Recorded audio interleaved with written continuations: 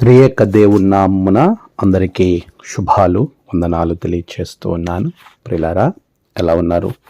ప్రభు మహాకృపలో మనమంతా క్షేమంగా ఉండి 40 దినాల ఈ శ్రమకాల ధ్యానాలలో 37వ దినంలోనికి ప్రవేశించడానికి దేవుడు చక్కటి అనుమతిని మనకిచ్చాడు.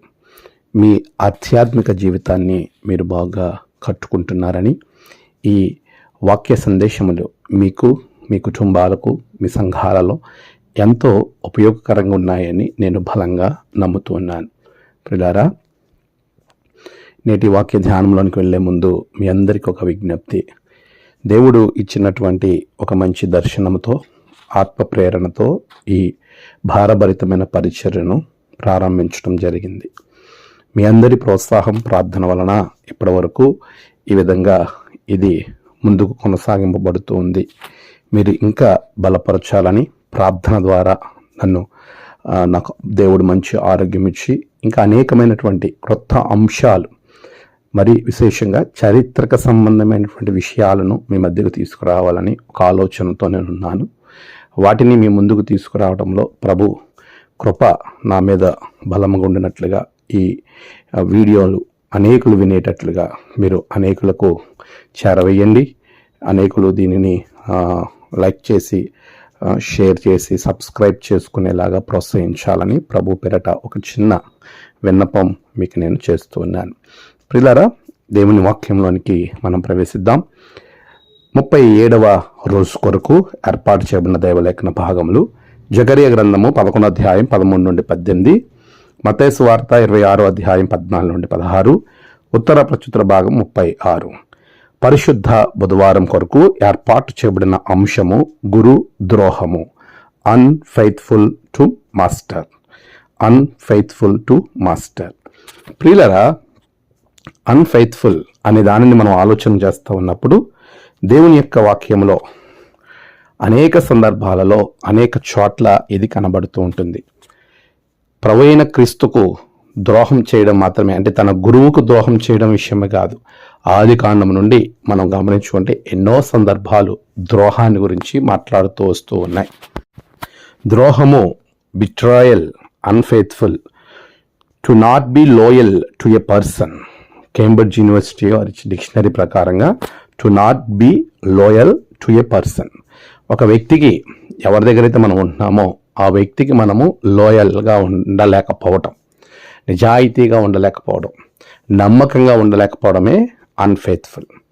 అన్ఫెయిత్ఫుల్ సర్వెంట్ని తలాంతుల ఉపమానంలో ప్రభు చెప్తాడు. నమ్మక ద్రోహం చేసినటువంటి వాడు, లేకపోతే నమ్మకంగా లేకపోవటం, నమ్మకత్వం లేకపోవడము, నమ్మక ద్రోహం చేయడం, 2 రకాలుగా మనం ఈ ద్రోహాన్ని గురించి మనం మాట్లాడచ్చు, అన్ఫెయిత్ఫుల్ గురించి మాట్లాడచ్చు. అంటే అన్ఫెయిత్ఫుల్ అంటే ఒక పని అప్పగించి నీకు ఇచ్చినప్పుడు దానిలో మోసం చేయడం మాత్రమే కాదు, చేయలేకపోవడాన్ని కూడా అన్ఫెయిత్ఫుల్లే అంటారు. ఈ 2 చాలా జాగ్రత్తగా గమనించాలి. రెండింటికి మధ్య చాలా సన్నటి వ్యత్యాసం ఉంది. ఒక పని నీకు అప్పగించారు, ఇక 10 తలాంతుల ఉపమానంలో మనం చూస్తే మనకు చాలా జాగ్రత్తగా అర్థమవుతుంది. ఏంటంటే అక్కడ కూడా అన్ఫెయిత్ఫుల్ సర్వెంట్ అనే మాట్లాడతాడు. అన్ఫెయిత్ఫుల్ అంటే మనం అర్థం చేసుకోవాల్సింది నమ్మక ద్రోహము అనే దానిలో మనకి ఇవ్వబడిన పనిని ఇచ్చినట్లుగా మనం చేయలేకపోవడాన్ని కూడా అన్ఫెయిత్ఫుల్ అంటాడు. అక్కడ ఒక తలాంతు తీసుకున్నాడు, ఆ తలాంతుని దాన్ని డెవలప్ చేయకుండా ఇచ్చినట్టుగానే ఇచ్చాడు. అంటే దేవుడు అక్కడ యజమాని ఏ పని నిమిత్తం అయితే తనకి ఆ తలాంతుని ఇచ్చాడో ఆ పనిని చేయలేకపోయాడు. అంటే యజమాని ఎక్స్పెక్టేషన్స్కి తగినట్టుగా అతడు లేకపోయాడు. అది కూడా అన్ఫెయిత్ఫుల్గానే అక్కడ ఇచ్చడం మనం చూస్తాం.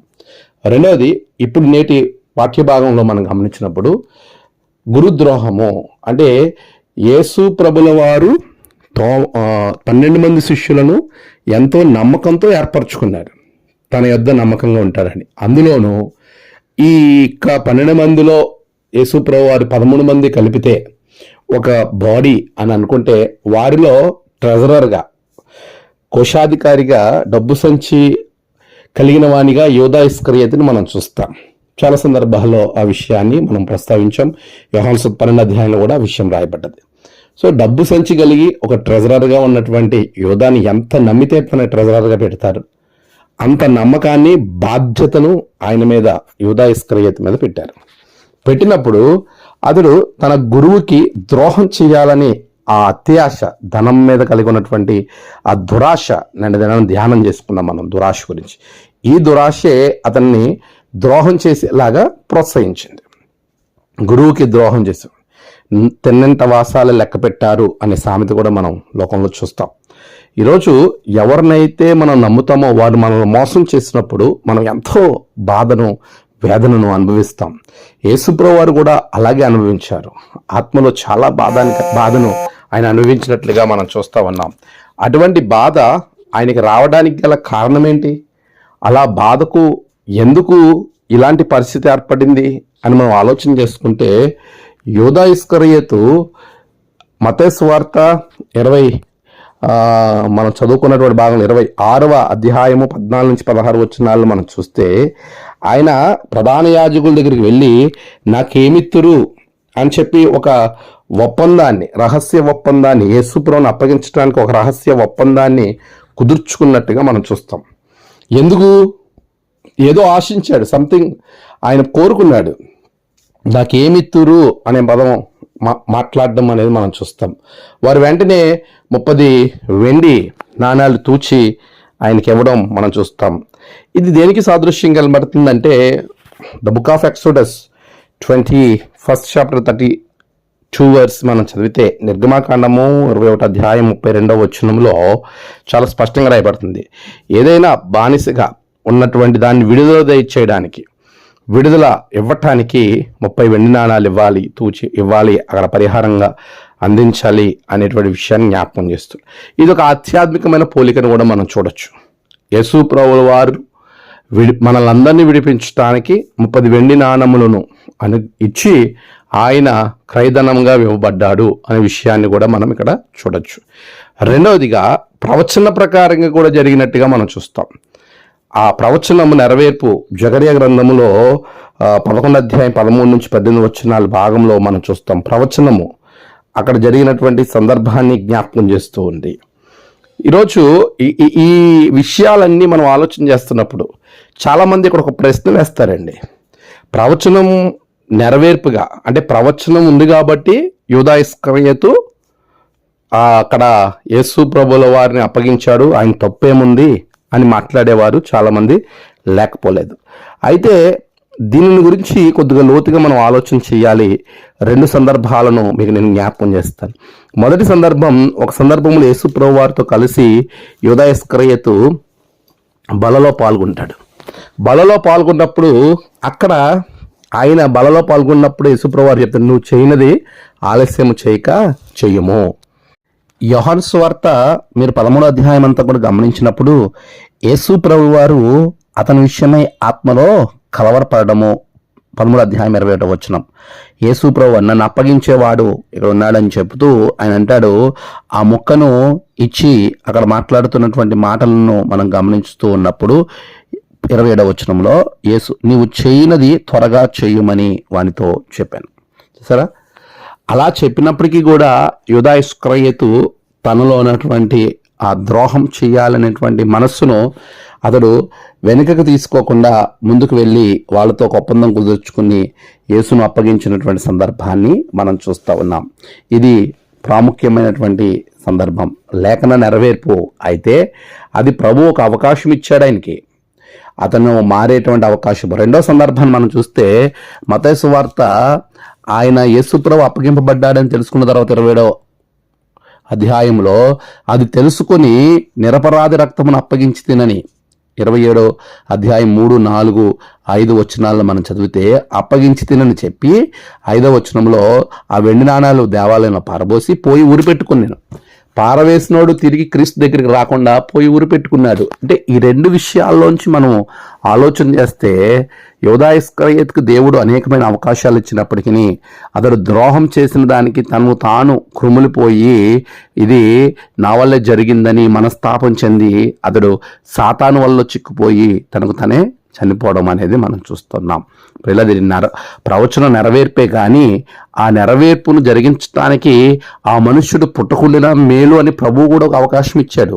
అతని ముందే మాట్లాడాడు. అయినా కూడా అతడు ఆ భయంకరమైనటువంటి పరిస్థితిని తప్పించుకోకుండా తన మీద వేసుకుని ముందుకు వెళ్ళినట్టుగా మనం చూస్తూ ఉంటాం. ద్రోహం చేయడం వల్ల పర్యవసానం చూసారా, అతను తన జీవితాన్నే కోల్పోయాడు.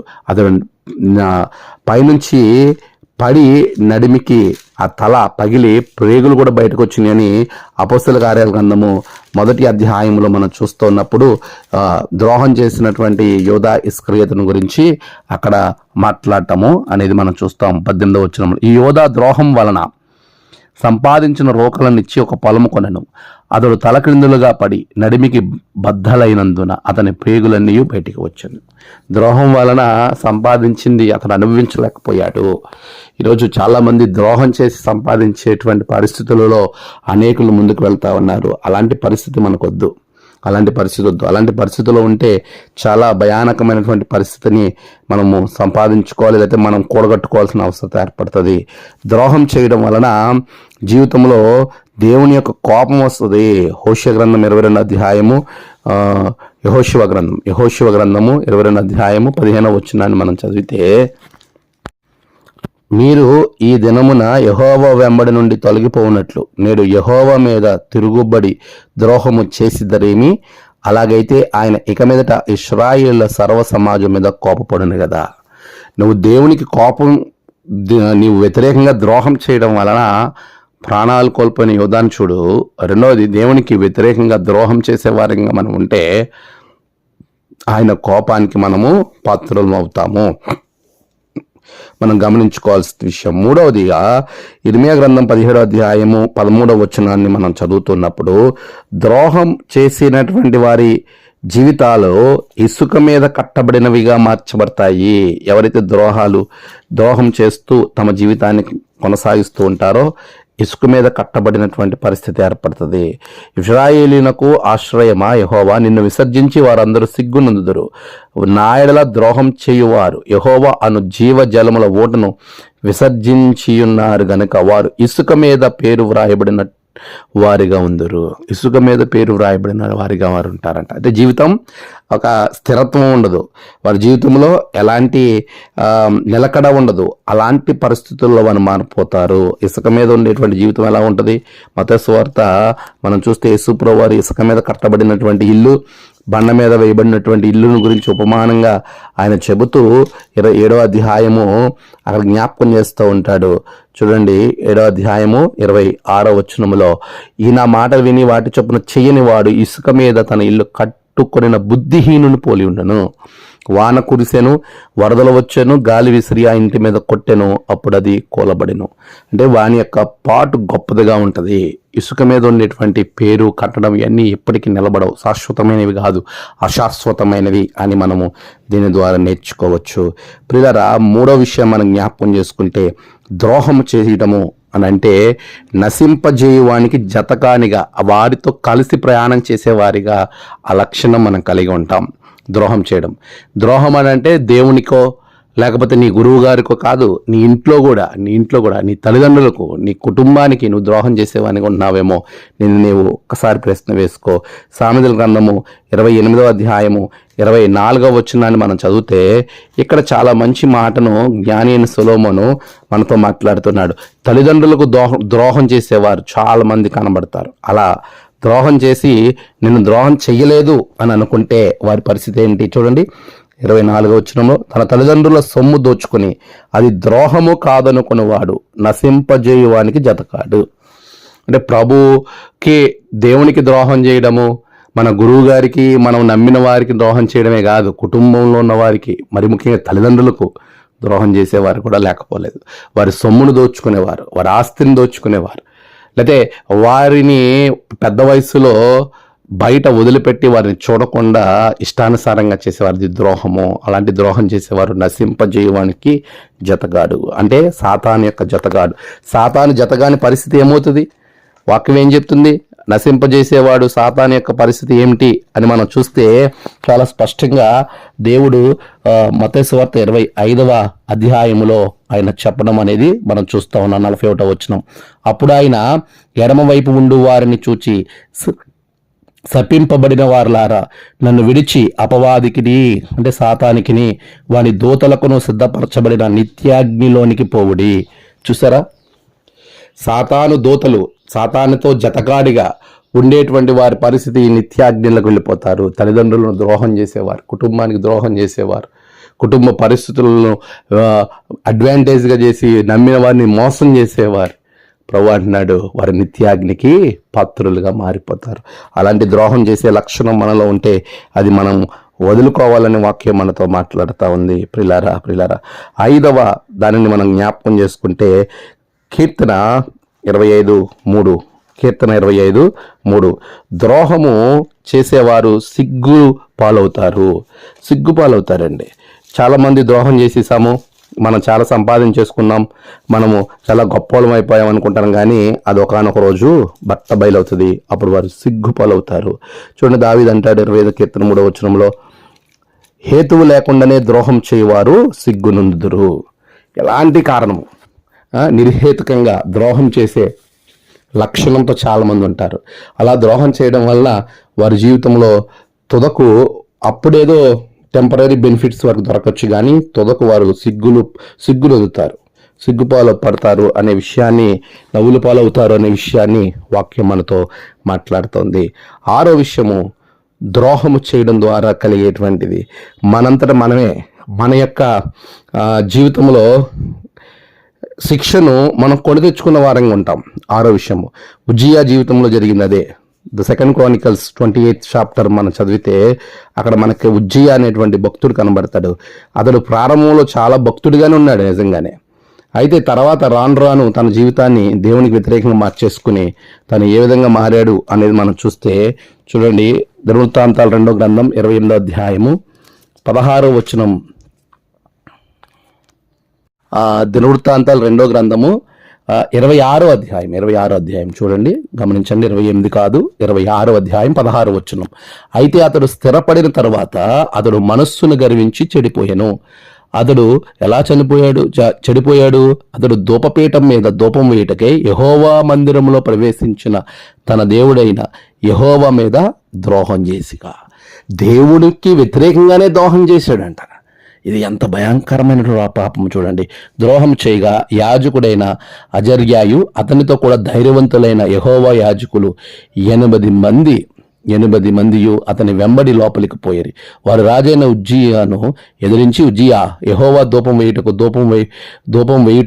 వేయుటకే ప్రతిష్ఠింపబడిన అహరోను సంతతి వారైన యాజకుల పనియే గాని నీ పని కాదు. పరిశుద్ధ స్థలం నుండి బయటికి పొమ్ము, నీవు ద్రోహము చేసి ఉన్నావు.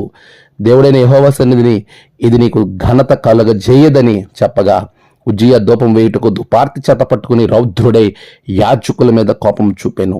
యెహోవా మందిరంలో ధూపపీఠం ప్రక్కన అతను ఉండగా యాజకులు చుచ్చుచుని ఉన్నప్పుడు అతని నొసట కుష్ఠరోగము పుట్టాను. చూసారా ప్రియులారా, ఉజ్జియా దేవుడికే వ్యతిరేకంగా ద్రోహం చేశాడు. దాన్ని ఖండించిన యాజకుల మీద కోపం చూపించాడు.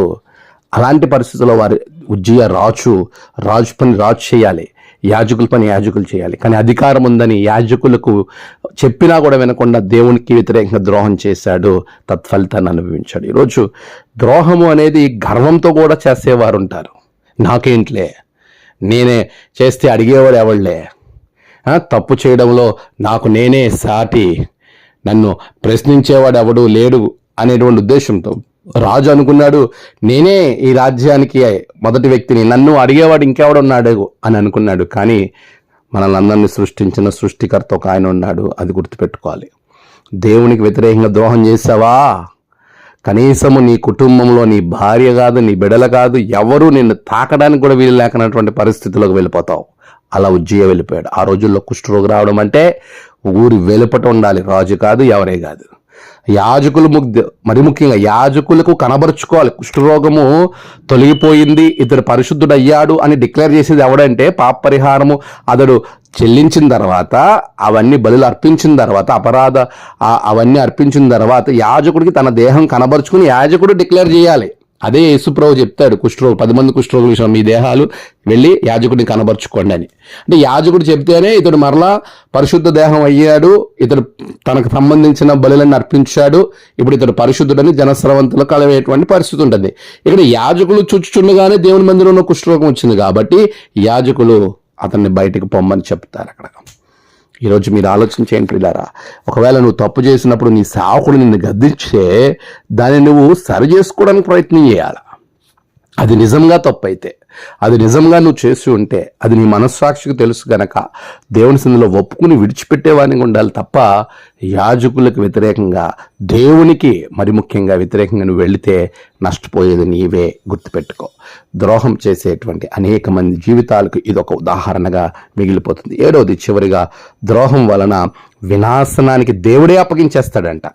ఇదే దినవృత్తాంతాల 2వ గ్రంథం 30వ అధ్యాయం 7వ వచనంలో అంటున్నాడు ఆయన, తమ పితరులు దేవుడైన యెహోవా ఎడల ద్రోహం చేయగా ప్రవర్తించిన మీ పితరుల వలన మీ సహోదరుల వలన మీరు ప్రవర్తింపకుడి, వారి ప్రవర్తన ఎట్టిదో మీకు అగపరచువలనని ఆయన వారిని వినాశనమునకు అప్పగించెను. చూసారా, వినాశనానికి అప్పగించేస్తాడంటే దేవుడే అప్పగించేస్తే ఇంక మనల్ని కాపాడేది ఎవరండి? నువ్వు దేవునికి వ్యతిరేకంగా వెళ్తే ఆయనే నిన్ను వినాశనానికి అప్పగించేస్తే ఇంకా కాపాడేది ఎవరు? హిజ్కియా చెప్తా ఉన్నాడు ఇక్కడ ఈ మాటలన్నీ. 29వ అధ్యాయంలో హిజ్కియా చార్జ్ తీసుకున్న నాటి నుండి ఆయన ఎంత మంచి జీవితాన్ని జీవించాడో మనం అక్కడ ఒక ఉదాహరణగా చూపిస్తా ఉన్నాడు. ప్రియులారా, అలాంటి జీవితం మనకొద్దు. మనం చేయాలి, ఏం చేయాలి కంటిన్యూషన్లో చెప్తా ఉన్నాడు. అలాంటి ద్రోహం చేస్తే దేవుడు మనలను వినాశనానికి అప్పగించేస్తాడు. అలా కాకుండా మనల్ని మనము సరి చేసుకుంటూ ముందుకు వెళ్తే 8వ వచనంలో, మీ పితరుల వలె మీరు అవిధేయులు కాక యెహోవాకు లోబడి ఆయన శాశ్వతంగా పరిశుద్ధపరిచిన ఆయన పరిశుద్ధ మందిరంలో ప్రవేశించి మీ దేవుడైన యెహోవా మహోగ్రత మీ మీద నుండి తొలగిపోనట్లు ఆయనను సేవించుడి. అలాగన మనం ఆయన్ని సేవించే వారంగా ఉండాలి. అంతే తప్ప మనము దేవునికి వ్యతిరేకంగా వెళ్ళే వారంగా ఉండకూడదు. ప్రభువుకి వ్యతిరేకంగా మనం వెళ్ళకూడదు. ఎలాంటి పాప ఆలోచనలు మన హృదయంలోనికి రానివ్వకుండా దేవుని కొరకు మనం నిలబడే వారంగా ఉండాలి. 36వ కీర్తనలో మనం చూస్తే వారు దేవునికి వ్యతిరేకంగా ఎలా ఆలోచిస్తున్నారంటే మంచం మీద ఉండగానే అలాంటి ఆలోచనలు చేస్తున్నారంట. 36వ కీర్తన చూడండి 4వ వచనంలో అంటున్నాడు అక్కడ మనం చూస్తే, వాడు మంచం మీదనే పాపయోచనను యోచించును. చూసారా, మనం అలాంటి పాపయోచన మనం కలిగి ఉండకూడదు. అలా కలిగి ఉండడం వల్ల మన జీవితంలో ఎంతో ఎంతో నష్టపోతాము, ఎంతో నష్టపడతాము. ప్రభు చెప్తున్న భక్తిహీనుల హృదయంలో అతిక్రమం దేవోక్తి వలె పలుకుచున్నది. మనం అలాంటి భక్తిహీనతను విడిచిపెట్టాలి అని వాక్యం మనతో మాట్లాడుతుంది. అలా విడిచిపెట్టి మనం ముందుకు వెళ్ళాలి. ఇది ఉల్టా వర్స్ మనం చూస్తే 63లో మనం గమనిస్తే 63:4లో గమనిస్తే దావీదు ఏమంటాడంటే, ఇదిగో మంచం మీద నేను నిన్ను జ్ఞాపకం చేసుకుంటున్నాను అంటాడు. రాత్రి జాముల యందు నిన్ను ధ్యానించినప్పుడు క్రొవ్వు మెదడు నాకు దొరికినట్లుగా నా ప్రాణం తృప్తి పొందుతున్నాడు. మనం దేవుణ్ణి జ్ఞాపకం చేసుకోవాలి తప్ప ఎవరిని నాశనం చేద్దామా, ఎవరిని ద్రోహం చేద్దామా, ఎవరికి ఏమి ఇబ్బంది పెడదామా అని అలాంటి విషయాలు మనము ధ్యానం చేయకూడదు. ఎప్పుడు కూడా అలాంటి విషయాలు ఎప్పుడూ ఆలోచనకు తేకూడదు. ఈరోజు ప్రభు అంటున్నాడు, నీవు నీ మనస్సును మార్చుకుని నీ దేవుడైన యెహోవాను నువ్వేం చేయాలంటే సేవించాలి. అలా సేవించాలంట ప్రతి క్షణము ఆయన్ని సేవించే వారంగా ఉండాలి. వృత్తాంతాలు 2వ గ్రంథం 38వ వచనంలో అదే చెప్తున్నారు. అలా సేవిస్తే ప్రభు ఇవ్వాలనుకున్నటువంటి ఆ శిక్షను, ఆయన కోపాన్ని తీసివేసుకుని నీడల ప్రేమను జాలిని చూపిస్తాడు. ఆయన కృపామయుడు. అలాంటి కృపగలిగిన దేవుణ్ణి మనం ఆరాధిద్దాం. ఆయనను పరిపూర్ణమైన మనసుతో మనం ఆరాధిద్దాం. మన కొరకు తన ప్రాణాలు అర్పించిన యేసుక్రీస్తు, ఆయన నీ కొరకు నా కొరకు ఈ లోకానికి తన ప్రాణాలు పెట్టడానికే వచ్చాడు ఆయన. కానీ ఆ ప్రాణము అప్పగింపబడడానికి ఒకటి కారణమయ్యాడు. చూసారా, అది మాత్రం చాలా బాధాకరం. ప్రభు ఎన్నో అవకాశాలు ఇస్తూనే వచ్చాడు, కానీ దేనిలోనూ తన ప్రవర్తనను మార్చుకోలేకపోయాడు. చివరికి తన ప్రాణాన్ని పోగొట్టుకున్నాడు యోధా ఇస్కరియోతు. కానీ మనం అలాంటి గురుద్రోహాన్ని చేయొద్దు. నన్ను నమ్మి ఈ లోకానికి పంపించాడు ప్రభు అయిన క్రీస్తు. నీకు రక్షణ ఇచ్చాడు, చాలా సులభంగా నీకు రక్షణ దొరికింది. అదే క్రైస్తవేతరులా లేకపోతే ఇంకా ఎక్కడెక్కడో నువ్వు జన్మించుంటే నువ్వు క్రీస్తుని తెలుసుకోవడం బహు కష్టమై ఉండేది. కానీ ప్రభు రక్షకుణ్ణి సొంత రక్షకునిగా అంగీకరించడానికి, ఆయన్ని తెలుసుకోవడానికి దేవుడు చక్కటి మార్గం సరళం చేశాడు. ఆయనకి ద్రోహం చేయకుండా అనేకులను క్రీస్తులను నడిపించేవానిగా ఆయన నిరంతరం సేవించి ఆయన రాజ్య వారసులుగా మారదాం. అట్టి కృప ప్రభు మీకు అనుగ్రహించి నడిపించునుగాక. ఆమేన్. ప్రార్థన. పరిశుద్ధుడా, ప్రేమగల తండ్రి, గొప్ప దేవ, నీ బిడ్డలు ఎట్టి పరిస్థితుల్లో నీకు ద్రోహం చేయకున్నట్లుగా ప్రభు ద్రోహం చేయడం వల్ల వచ్చిన 7 భయంకరమైనటువంటి శిక్షల నుంచి తప్పింపబడి నీ కృపకు పాత్రులు అవ్వడానికి నిన్ను నిత్యము సేవించే బిడలుగా ఉంచండి, ఆశీర్వదించండి. మీరే మహిమ పొందమని యేసు నామమున ప్రార్థించి వేడుకొంచున్నాం తండ్రి. ఆమేన్. తండ్రి, కుమార, పరిశుద్ధాత్మ త్రియేక దేవుని దీవెన మీకు తోడుగా ఉండి నడిపించును గాక. ఆమేన్.